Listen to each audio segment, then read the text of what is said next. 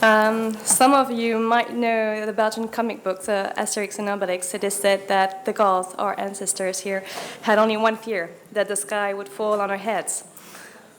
I think they were right, and they're very wise. We must take care of what happens to the roof of the world. Whatever happens there is bound to affect us all.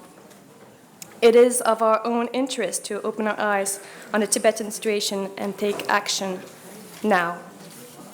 And yes, I do believe we can live in a world with not governed by fear, greed, or destruction. Yes, I do believe we can live in a world with beautiful diversity, beautiful and healthy landscapes, diversity of cultures and beliefs, where each individual can live freely and choose its own destiny. I would like to thank you all, not only for sharing this dream, but more importantly, being here and creating it. And I give a special thanks to ITN and ICT for organizing this conference.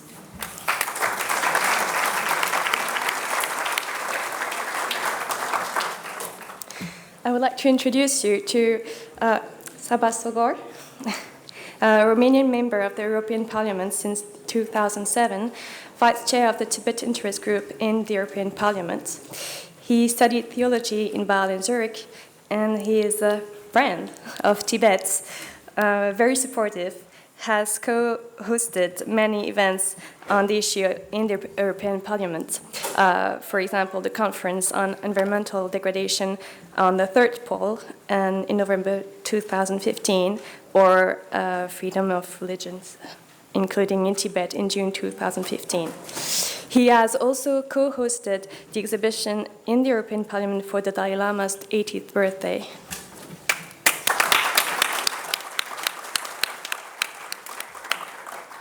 Thank you very much. Since my chair, Thomas Mann, I think he told everything what we try to do in the European Parliament. I will just like to add some words.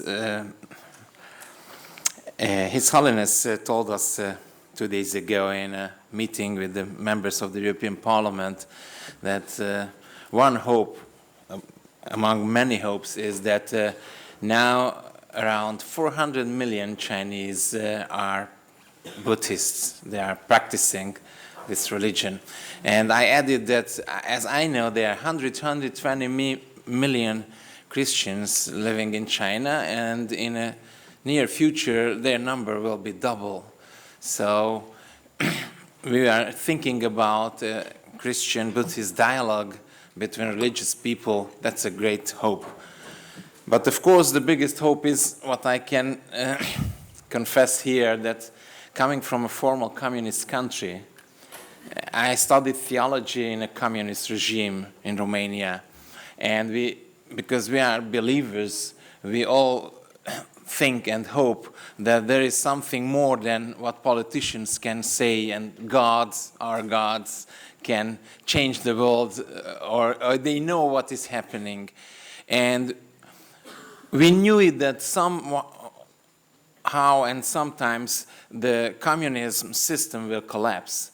The only problem was that we were not prepared for the changes. So it's very important to have short plans, but it's very important to have future plans, to be prepared already for the changes when the Chinese Communist Party will disappear and when it will be a free China. And thirdly, at last, I'm still a Protestant Calvinist reverend. I'm coming from the same region, and I studied at the same university in Transylvania where Alexander Körösi de Csoma studied, who traveled to your region in the 19th century and made the first Tibetan English dictionary in grammar. And in Japan, he is a bodhisattva today. And tomorrow, I stay here, although weekends, we, members of the parliament, we should be at home in our constituency, but I remain here also for this conference and meeting, and also because tomorrow a choir, Vox Humana, from the region of Alexander Körösi, just very 60 kilometers near from my town, will sing in a Catholic church. I will hold a sermon there as a Protestant Calvinist reverend, and we will all pray together for the time when the change will come. And also we will all pray together there for you and for Tibet.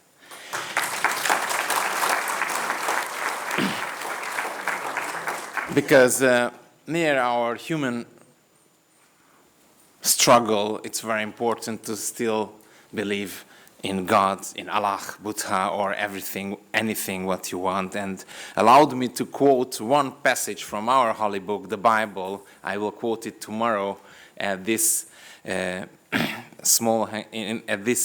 Catholic service in a Hungarian Catholic Church of Brussels, from the Chronicle Book 1, 1913. Be strong and let us fight bravely for our people and the cities of our God. And the Lord will do what is good in his sight. Thank you. I would like to introduce you to Khenpo Sonam Phemphen. He was born in Tibet in the region of Khan, and he joined the monastery at the age of 13. In 1993, he came to exile and he received an audience with His Holiness the Dalai Lama. He then joined Namjoling Monastery in South India, which is the biggest Nyingmapa teaching center, and he received education in both Buddhist, Sutra, and Tantra teachings. He earned a Lopon degree, which, if I'm correct, is 12 years study, and he also became a teacher at the monastery. He has been elected to the 14th, 15th, and 16th Tibetan Parliament in exile, and is serving now as the Speaker of the Parliament.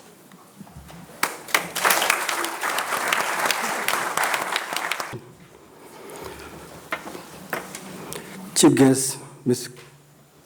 Claudia Roth, and Shabachogo, Session Dr. Lozo Singhe, dear brother and sister.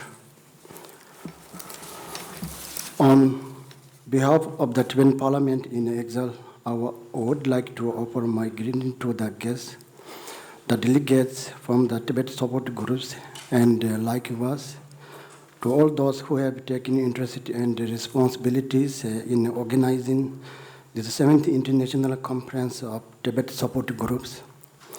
You all have sacrificed precious time in devoting yourself to making efforts in support of the Tibet cause.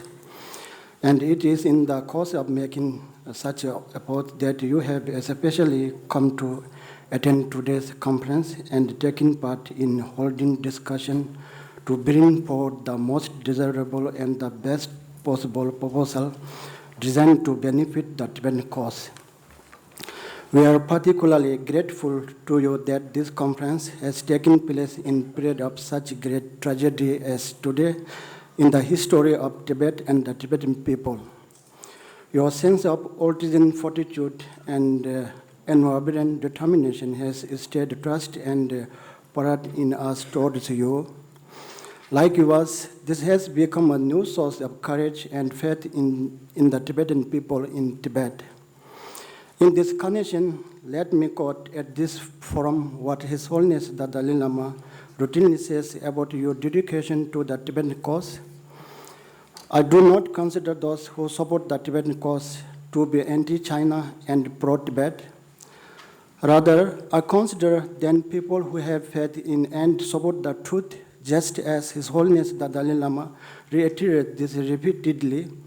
You have stood on the side of truth and extended your support to us. We offer heartfelt thanks to you for your stand. As you all know very well, it has now been about 57 years the government of China occupied and annexed Tibet through the use of armed force. Likewise, this is also the number of years His Holiness the Dalai Lama has lived in exile. I do not wish to go into discourse on the history and the historical status of Tibet at this time. Immediately after arriving in the friendly neighboring country of India, to which we owe a great debt of gratitude, His Holiness the Dalai Lama, with great commitment to gradual and determined steps toward the noble path of democratizing the Tibetan governance system in exile. It was in continuance of this course that this year general election to the sitting the Tibet Parliament in exile and the post of Sisson, the political leader of the Tibetan people, were successfully held, reaffirming the democratic governance of the Tibetan administration system. Within the Tibet community in exile, the various settlements, schools, monastery centers, and the Tibetan associations, and likewise the non-governmental organizations and others, continue to make unprecedented effort in the struggle for the just cause of Tibet, and likewise in the areas of holding the Tibetan religious heritage, culture, and language, or which is that the government of China agrees to enable the realization in a short period of time of a day when His Holiness the Dalai Lama returned to Tibet, and when the Tibetan people in exile and those remaining in Tibet are reunited. We must remain ready at all times to grab the opportunity, wasting no time, for the possibility of the realization of such eventuality. But even if such opportunity of events is to take a long time to realize, the Tibetan people living in exile are already in a more or less strong in a position to be able to carry forward the national struggle and preserve their linguistic and cultural heritages. Tibet living in Chinese rule Tibet have no freedom and opportunities. They are under pressure at all times to be careful and cautious about how they care their day-to-day living. Besides, the government of China continues to exercise such severe control and restriction as to affect a day-to-day degeneration of the Tibetan people's custom, religion, culture, and language. Just a few examples will suffice to prove this point. In 2007, China issued what it called Measure on the Management of the Reincarnation of Living Buddhas, and in 2015, it launched an online database of living Buddhas. These are clear proof that Chinese exercise severe control on Tibet's unique religious system of reincarnation. And this proof is further reinforced by the fact that this year the government of China launched a drop to demolish residence of monks and nuns at the Larung Buddhist Academy so as reduce the student population at this globally funded center of the study of Tibetan Buddhism. The situation of the political prisoners in Chinese ruled Tibet too has been continued to get more severe. Many of them are given long prison sentences, and without any consideration to their health and physical conditions, many Tibetan political prisoners are subjected to such severe and brutal beating and torture that some of them die in prison. The most prominent example of such death is that of the highly respected religious figure Tenzin Delek Rinpoche.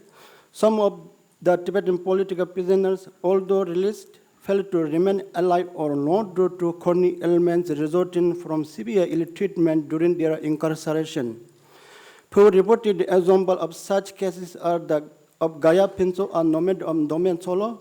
Another reported example is that of Ashason Nola of Khom Dege. Yet another very recent example is that of Monkin Cherub of Tirishekar Monastery near Shikatse. To sum up, China is actively carrying out in Tibet its aim to colonize the territory. For example, take the case of Tibet's capital Lhasa. A little over a decade ago, it was already been estimated that for every one Tibetan, there were 6 Chinese people living in it. In fact, in the urban areas of Tibet, the Chinese people are first outnumbering the local Tibetan residents. Likewise, in 2008, almost the whole of Tibet was hit by large-scale peaceful protest against Chinese rule. And in 2009, Tibetans began a protest against Chinese rule by setting themselves on fire. Since then, until 23rd March 2016, a total of 144 monks, nuns, and lay Tibetan men and women have immolated themselves. More than 124 known to have died, and there is still no clear information whether the remaining 20 are alive or had died. The demand and aspiration of all Tibetan martyrs were the same: that His Holiness the Dalai Lama should be invited to return to his homeland of Tibet. Tibetans should be allowed full enjoyment of their freedom, and so on. They have raised this demand in various forms in their slogan while carrying out the self-immolation, as well as in the last message many of them left behind. But far from paying any heed and taking interest in their sacrifice and their demands, the government of China resorted to humiliating the families and spouses of the self-immolators, billing in all sorts of other ways for the reason of the self-immolation in order to carry out false publicity about the actual situation. Across the world as a whole, there is a phenomenon of inability to think things in terms of ethics on the basis of affection for the others, with a feeling of equality of everyone, and so on due to economic imperatives, pressure of military might, and threat arising from new generation of nuclear weaponry. And likewise, the need to combat various kinds of threats posed by terrorism. Likewise, the government of China puts up an appearance of being the very model of orderliness in its behaviors, with the people being claimed to be in full enjoyment of their rights. In reality, however, the government of China relies on the power of its economy and military strength to ignore many of its citizens' rights and to console this fact in an effort to ensure that the outside world does not come to know about the true situation. On the issue of Tibet, there has been a series of talks between of His Holiness the Dalai Lama and the government of China. However, the government of China did not make any ethical change in its attitude. Nevertheless, the Tibetan approach to achieve a just solution to the issue of Tibet on the basis of His Holiness the Dalai Lama's proposal for a middle way solution, which is also the political stand of the Central Tibetan administration, continues. His Holiness the Dalai Lama has repeatedly stressed that in the 21st century in which we live today, efforts should be continued to resolve differences through peaceful, non-violent means. This call is founded on sound reasoning, and we have full faith that this issue of Tibet will be resolved accordingly. From the side of the government of China too, there should be repeated consideration of the issue of Tibet in a sustained and numerous efforts. I wish to take this opportunity to again appeal to the government of China to making efforts to resolve the Sino-Tibetan dispute through a negotiated settlement. The fact that this 7th International Conference of Tibet Support Groups could be held in Brazil for a period of 3 days, that His Holiness the Dalai Lama very graciously attended its inaugural session, that many prominent public figures attended it and addressed the conference, and that, likewise, numerous members from Tibet support groups in 50 countries held free discussion on numerous important topics such as the real situation of the Tibetan people in Tibet, the state of the issue of Tibet on the world stage, the environmental situation in Tibet, and ways to achieve the just cause of the Tibetan people through Sino-Tibetan interactions, have succeeded in sending a clear message to China too. We remain confident that throughout the period from the end of this conference till such time as when the just cause of the Tibetan people will prevail, the members of the Tibetan support groups will, with great spirit and enthusiasm, succeed in pursuing peoples, governments, parliaments, and so on, both internationally and within their own respective countries, to realize the urgent need to take interest to support the Tibetan cause. Likewise, we are greatly pleased that many Chinese people living overseas have been able to attend this conference. We perceive great benefit in terms of influencing the government of China and creating an understanding of the real situation in Tibet. If you are able to discuss the Tibetan issue amongst yourself with a degree of empathic interest, we therefore felt an urge to request you all to do your best to try to bring this about. Thank you. I will end my closing statement here. I once again take this opportunity to offer my thanks to all the invited guests at this conference. all those who have organized and facilitated the organizing of this conference, and the Tibet Support Group members who have attended this conference.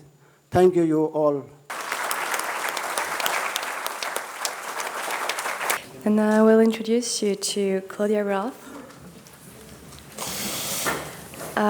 Claudia Roth has become the spokeswoman of the first parliamentary Green group in Bundestag in 1985. She was elected to the European Parliament, where she chaired her political group. In 1998, she was elected to the Bundestag and acted as a chairwoman of her party from 2001 to 2013.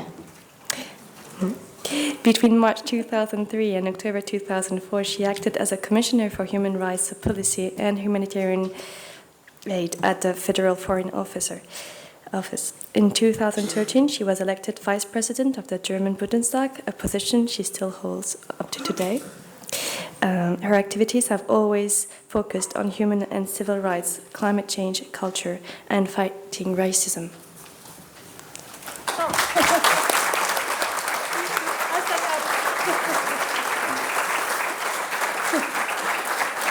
I stand up, it's easier to address you, Excellencies, ladies and gentlemen, dear Tibetans, dear friends of the Tibetan people.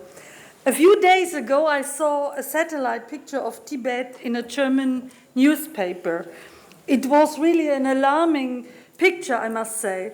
It showed numerous newly formed lakes in the Tibetan highlands that had recently come into existence due to melting glaciers and progressing climate change.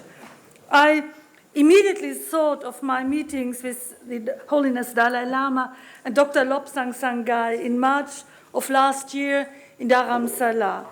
Already then, Dr. Sangay, who offered me such a warm welcome, warned that on the top of the cultural oppression against the Tibetan people, the Chinese environmental policy was among the most threatening problems that Tibet has to deal with in these days.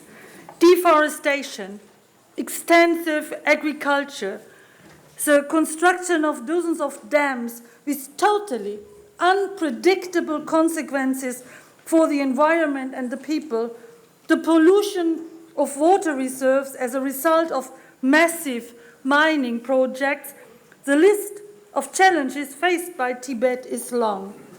Therefore, please feel assured that my party, that the Greens all over the world, and so many more people all over the world, in Europe and all over the world, stand at the side of Tibet, both when it comes to fighting climate change, but of course, first and foremost, with all our heart and with all our compassion in support of what is now 57 years of non-violent resistance. 57 years.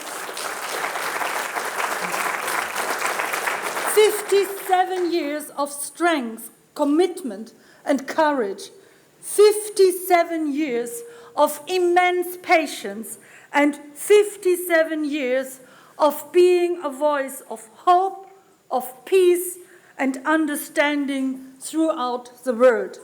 It is difficult to grasp the amount of suffering and oppression that Tibet has lived through. The latest developments, as you all know, are no exception to this sad rule.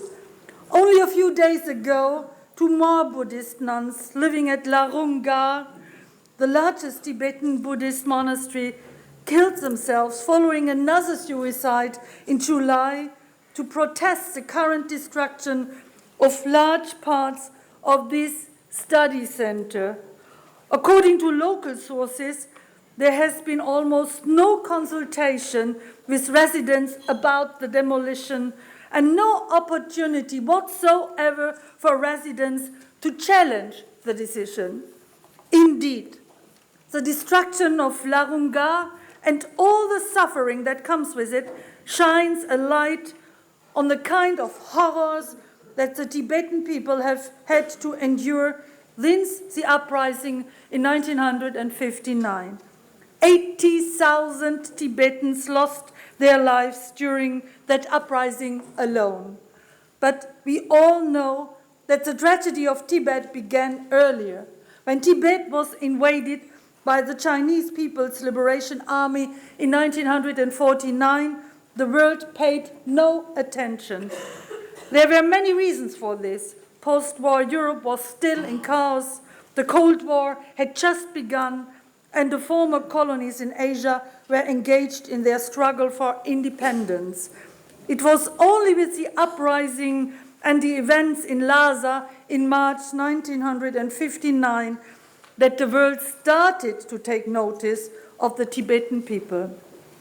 Today, the message sent by the uprising, the desire for freedom and self-determination, as well as its continued commemoration and remembrance, represent important sources of hope and strength, sources of energy that are so crucial for the Tibetan people 57 years after the Dalai Lama was forced into exile.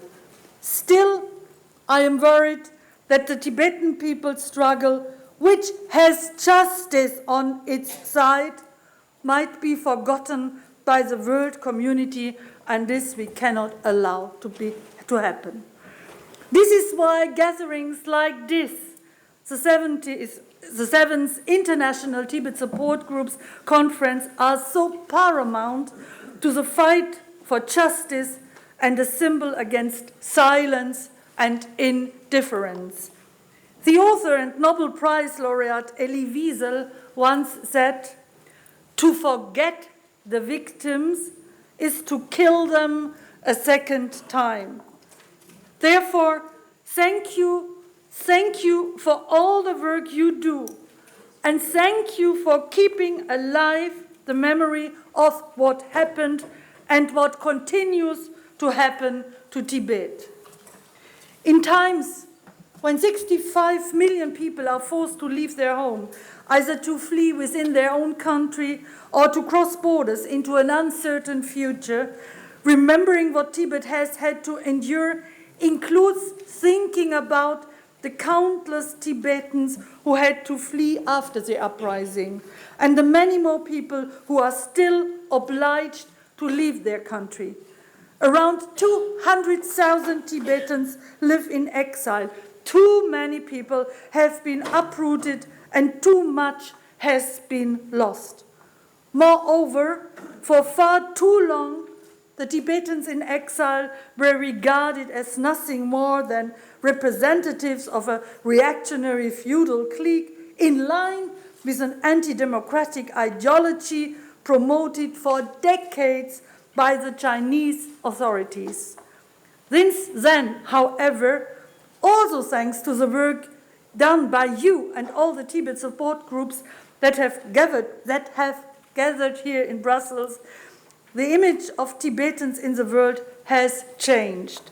Today, Tibetans are recognized as victims of what can only be described as reckless power politics. The Tibetans' non-violent struggle has turned into a symbol of peace. Therefore, and for many other reasons, I would like to take this opportunity to express my most profound respect and gratitude to Tenzin Gyatso, the 14th Dalai Lama, His Holiness, the Dalai Lama.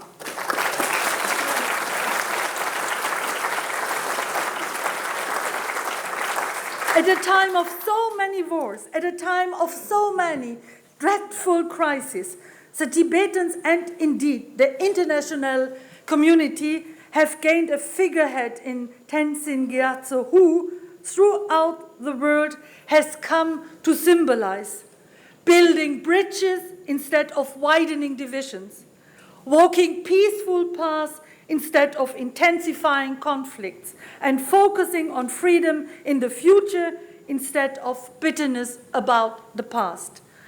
The Dalai Lama is a true ambassador of a world without violence and oppression, without hatred and exclusion.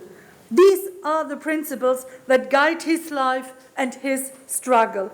He is a spiritual power, the embodiment of endless compassion, kindness, and love, who never fails to bring sunshine in our hearts, even when dark clouds are gathering overhead, and who dries our tears of despair with his honest smile of hope.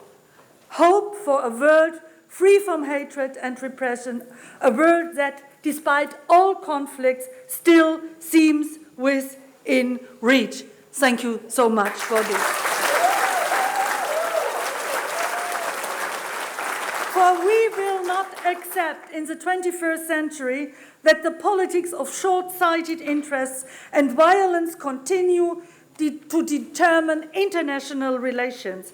That is why I support the Tibetan people, why I support the Tibetans' non-violent resistance out of deepest conviction and based on an irrevocable understanding of human rights as being the universal and indivisible foundation of all our lives. And yet, in Tibet, human rights are violated on a daily basis.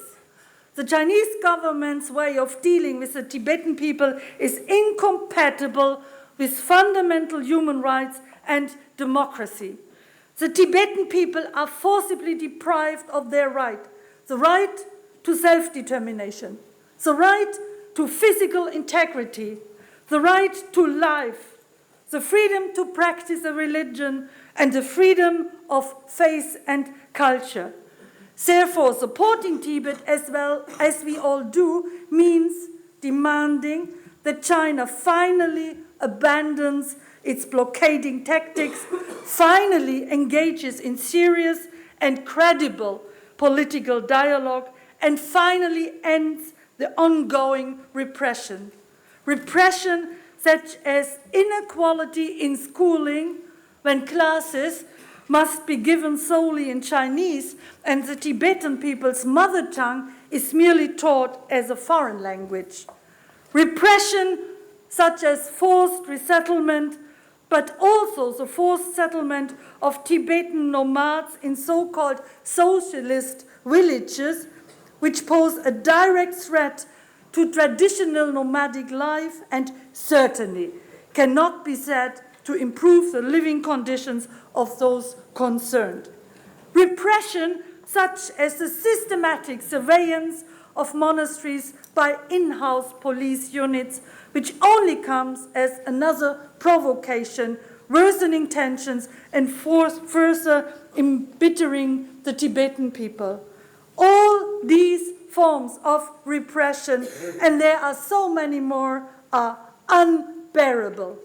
So for me, it is of utmost importance that Germany, that Europe, that the whole world, the people and their politicians show solidarity with Tibet and fill this solidarity with life through our vigorous advocacy for the rights of the Tibetan people. And when I say Tibetan people, this is, of course, includes the numerous prisoners of conscience. Prisoners such as young blogger Druklo, also known as Shok Yang, who has recently been sentenced to 3 years in prison, probably as a result of an article he wrote describing the increased presence of Chinese security forces ahead of the 56th anniversary of the uprising last year. Prisoners such as Tashi Wangjuk, who has been detained by the Chinese authority since January 27 of this year for merely advocating wider Tibetan language education in schools in an article in the New York Times in November 2015. What is wrong, I ask you, about caring about one's mother language? What is wrong about being afraid that many Tibetan children are unable to speak their native language fluently, about fearing that the Tibetan culture might disappear step by step?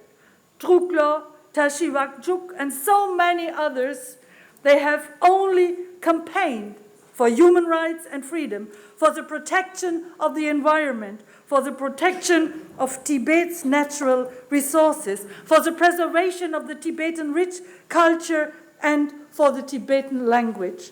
I therefore call once again for the immediate release of all political prisoners in Tibet.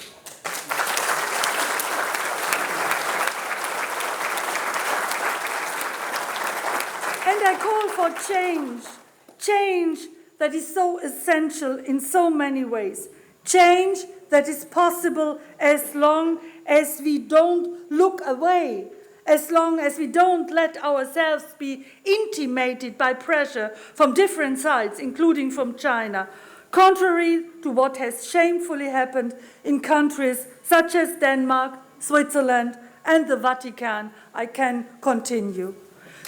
So, yeah, it's good. So, as we stand here today in the capital of Europe, in the middle of a country that, certainly not without difficulties, has proven that multicultural coexistence is possible, this is our message.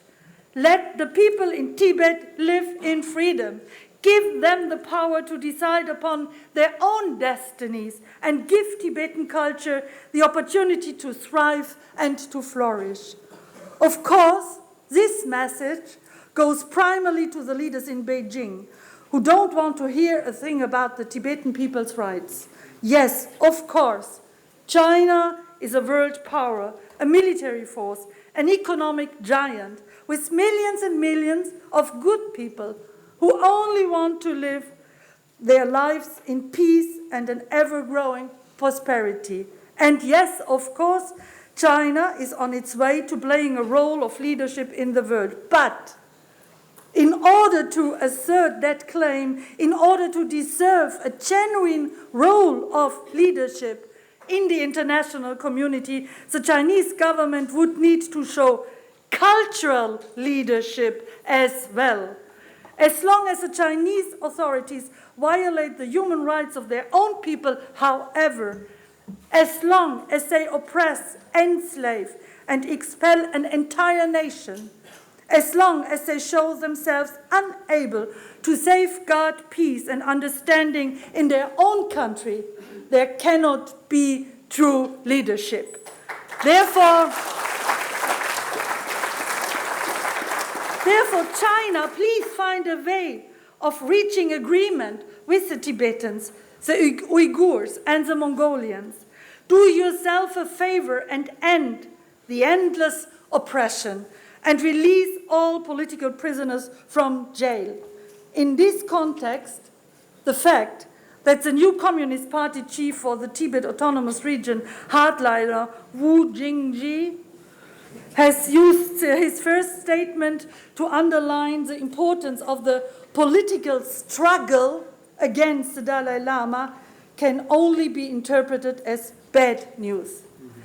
Dear friends, there is something else, however, that a world and regional power such as China cannot afford, and that I would like to stress today: continuous and massive pollution. Indeed, Tibet not only possesses a rich and diverse culture, its natural environment is equally rich and diverse, and it is of vital importance to the entire Asian and global ecosystem.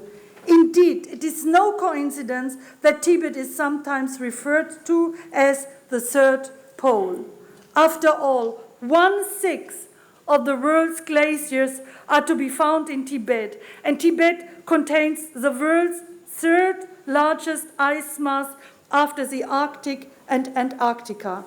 On the other hand, more than 20% of Tibet's ice mass has already vanished, and not less than half of its ice is likely to disappear over the next 40 years. In this context, let us not forget that Tibet's 1.6 million square kilometers of permafrost detain more than 12 million tons of CO2, while global warming seems to affect Tibet more severely than the rest of the world. Keeping all those elements in mind, the vital importance of Tibet's natural environment should be obvious to everyone, including to Beijing. This is even more true as Tibet is also known as the water tower of Asia.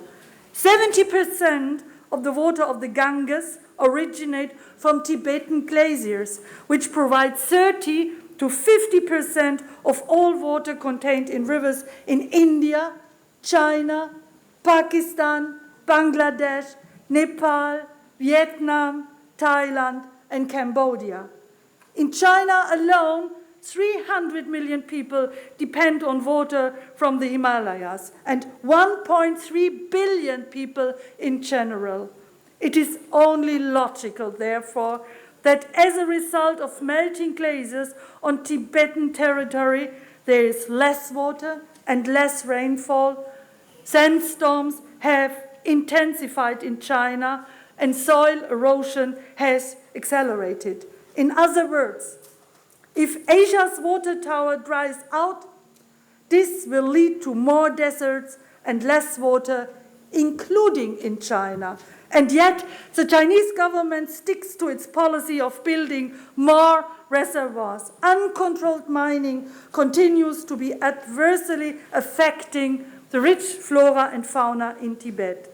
And heavy industry, as well as a massive increase in traffic, are causing black soot deposits on glaciers, which, according to the NASA, are the cause of half of all glacial melting. The Tibetan culture would never allow such destruction of the environment. Here, Chinese politicians could learn quite a few lessons from Tibet. As long as Beijing won't listen, however, the Tibetans will have to continue on their path marked by intelligence, honesty, realism, and willpower towards the final objective that is peace and freedom.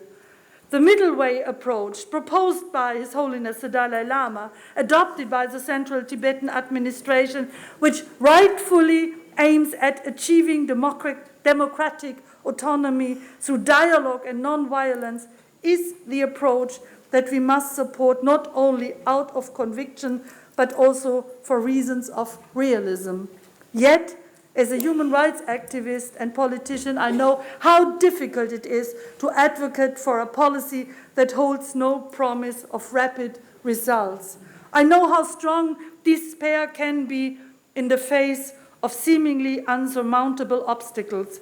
But conflicts can be resolved through sincere dialogue if they are conducted in a spirit of openness and with the willingness to move towards reconciliation. It is now up to China to accept the Tibetans' offer of openness and dialogue in order to finally move towards a peaceful and partnership-based solution to the Tibetan question. Without such a joint approach, by contrast, we must expect the situation in Tibet to deteriorate, a prospect that no one wants to witness. For more escalation, radicalization will claim more lives and cause even greater loss, as if we hadn't seen enough of it already. This is why, dear friends, we all stand with the Tibetan people, like so many others all over the world. And personally speaking, I have a profound belief and heartfelt conviction that the solution to the conflict in Tibet will be found in dialogue. So let today also be a day of an outstretched hand. Let us all leave Brussels and go home, wherever that might be, to carry a message of freedom and human rights. And let us do all we can to support our friends in Tibet so that one day the Tibetan people will be able to live in freedom and contentment in their own country alongside a strong and neighborly China. Thank you very much.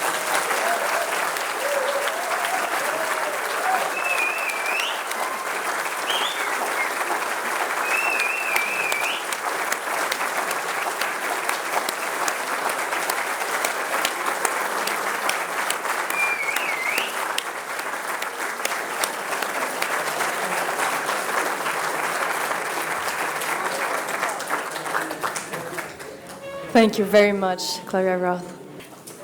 Let me introduce you now to Sonam Norbudapola, Secretary of the International Relations and of CTA and Chairman of the Organizing Committee, please.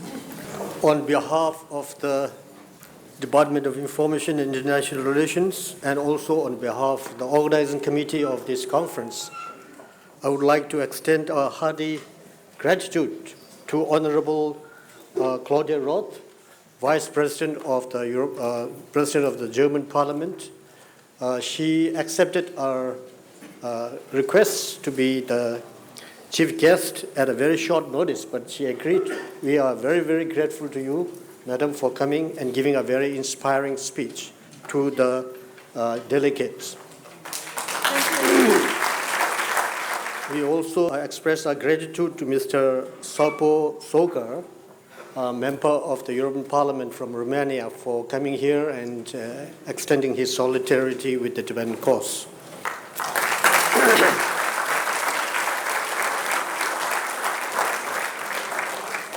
We also extend our gratitude to Kempo Sonam Tembela, the Speaker of the Tibetan Parliament in Exile, for coming and expressing his solidarity and speech for this conference.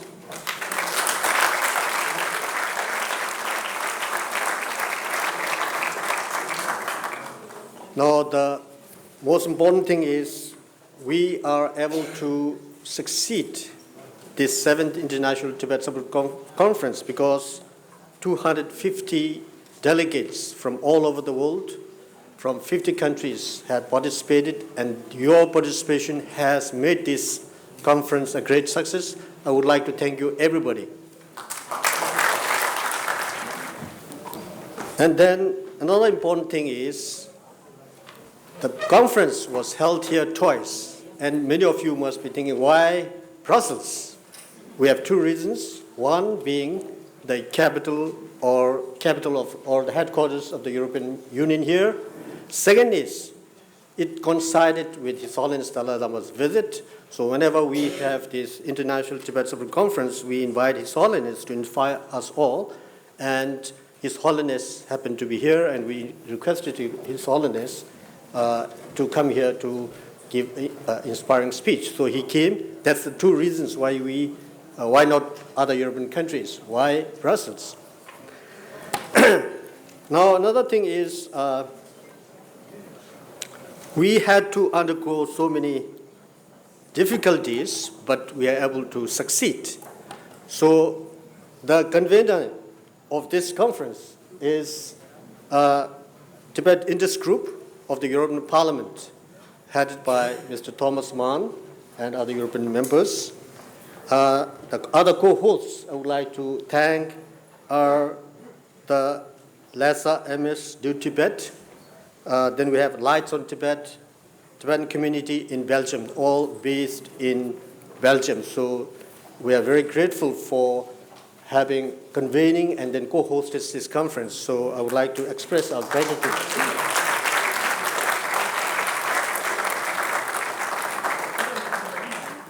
Now, as I said, we had to undergo so many unforeseen difficulties, so we were not able to hold the conference at one place, at one hotel, because we have so many difficulties involved. But we are happy that the University of St. Louis accepted our request to have this hall here.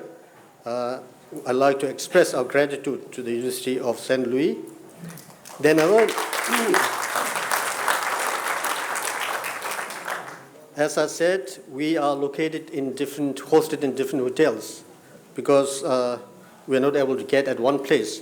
So we have this Bedford Hotel, Sleepwell, Van Gogh, and all these are some of the hotels we all delegates were hosted. I'm sorry that if you have faced any inconvenience, I would like to apologize for that. As I said, we had to face many unforeseen problems.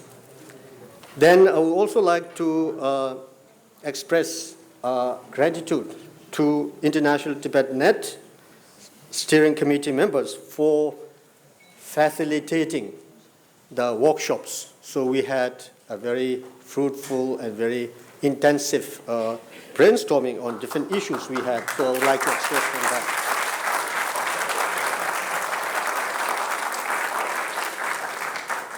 Then also, this morning you saw the drafting committee, and we had a political statement and the action plans.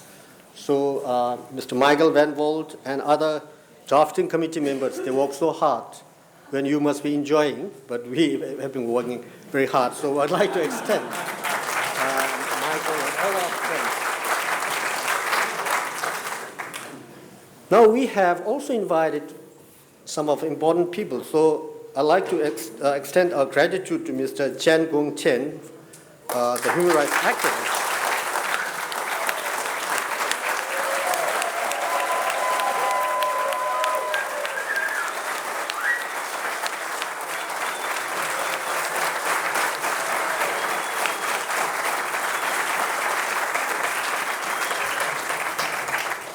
For coming to our conference, despite, again, he had to go through France to come here. So I think there are a lot of difficulties, as I said. So we are grateful to you, sir, for coming and giving an inspiring speech to the delegates. Another one is Professor Lau Hong Shing. So yesterday we saw his presentation.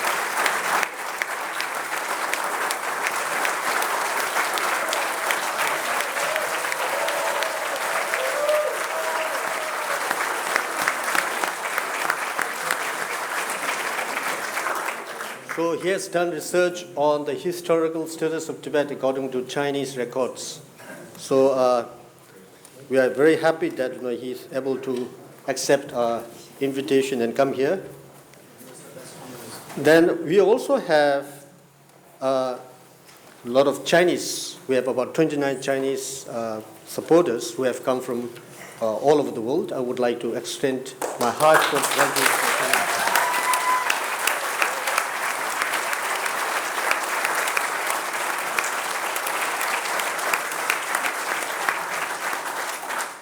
We also have Golok Jingmei.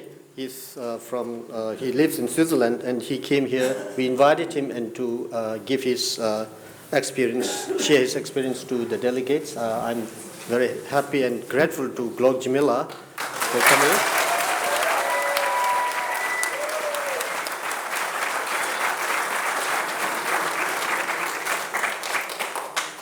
Now, without the support of the Tibetan community here, we would not have been able to host this conference. The Tibetan community not only presented the cultural program on the welcome dinner, but they have also helped us volunteering in all aspects. So I'd like to thank the Tibetan community of Belgium for your support and help during this conference.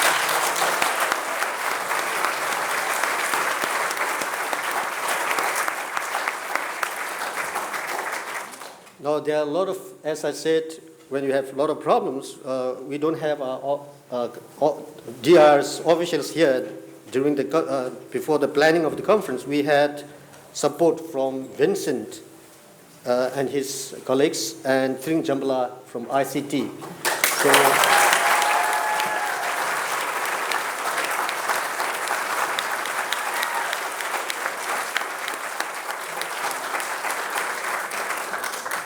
So I also would like to extend our gratitude to our office in Delhi, Brussels, Geneva for their support. Many of our Tibetan delegates and others who hold IC had to face a lot of problems, and they were able to resolve these issues in our office in Delhi and from our Brussels office and the ICT. So I would like to extend our gratitude to all those officers.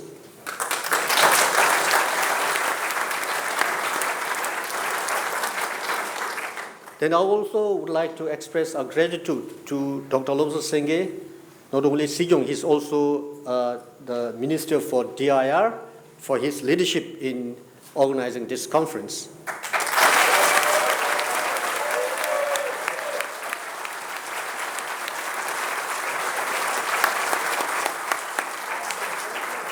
Now I'd like to especially thank Ms. Rinzin Chudenla, who works in our office in Brussels, for working so hard to find all these logistics and all the invitations sent to our guests and all that sort of thing. I would like to extend my gratitude to Ms. Rinzin Chuden and Office of Tibet, Brussels.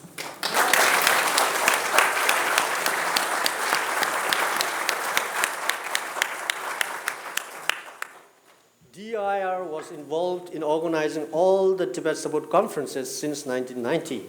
So this time also, though our names are not there, but we are there at the back, and we have an organizing committee. And I would like to express my gratitude to my two colleagues from Dharamsala, Ms. Sonam Sangmo, coordinator,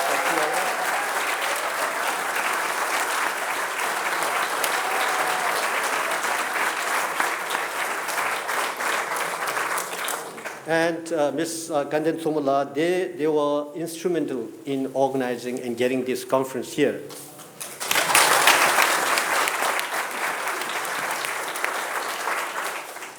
Now, another thing, as I said, like in the past, we are not able to hold the conference at one place, at one hotel, but because of that one, many of you might have faced inconveniences.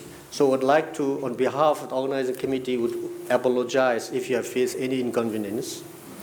And another thing is, I would like to request all of you to send your feedback by email to TSG desk, Sonam Sangmo's email address, so that in future we will be able to manage better. Then at the same time, we have the political statement and action plan votes. We will be issuing you the printed copies very soon, I think maybe during the lunchtime. And then you can use the political statement, action plan, you can use it for your work at different places. Another thing is, before I ask our representatives to present you scarves as a token of gratitude to all of you, I would also request Sijong Dorodo Sengye to offer a scarf to Cloutier Roth for coming here and being the chief guest of the concluding session of this conference.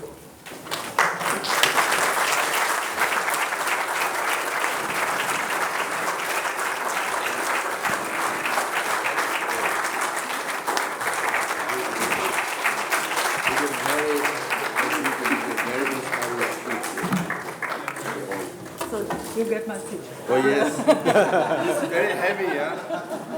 I think when she came to Dharamsala to give a speech on March 10th, she stayed very late till 1 a.m., isn't it? Yes. 1 a.m. Yes. So we knew that she will be the perfect speaker on the final day. She will not only make you all inspired, passionate, energetic, and with a vision, yeah.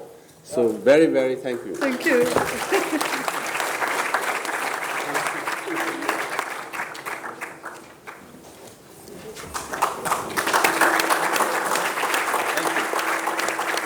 Whenever we come to Brussels, we have a reliable friend. And I also, whenever I get tired between meetings, I get to use his office for a nap.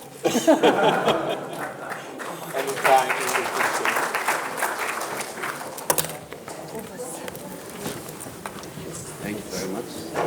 Really.